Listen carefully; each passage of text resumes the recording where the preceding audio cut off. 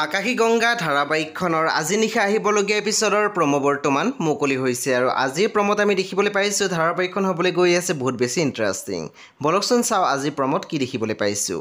আজিৰ প্ৰমৰ প্ৰথম ভাগতে আমি দেখিবলৈ পাইছোঁ ৰণদীপে কৈ আছিল এক্টিং কিন্তু ফাৰ্ষ্ট ক্লাছ কৰিছ, যেন পৃথিৱীৰ ভিতৰত আটাইতকৈ ভাল হাজবেণ্ডটো তইয়ে। তাৰপিছত আমি প্ৰমোত দেখিবলৈ পাইছোঁ সন্ধ্যাই কৈ আছিল প্ৰথমে ককাৰ বিৰুদ্ধে প্ৰমাণ আনি দেখুওৱা, তাৰপিছত মোৰ সন্মুখত তুমি কথা ক'বা।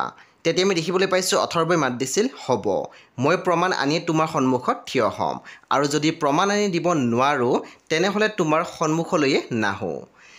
বন্ধু বান্ধৱীসকল, আজি নিশা 9:30 বজাত ৰং টিভিত আহিবলগীয়া আকাশী গংগা ধাৰাবাহিকখন খুবেই বেছি ইণ্টাৰেষ্টিং হ'বলৈ গৈ আছে। আপোনালোকে চাবলৈ একেবাৰে নাপাহৰিব।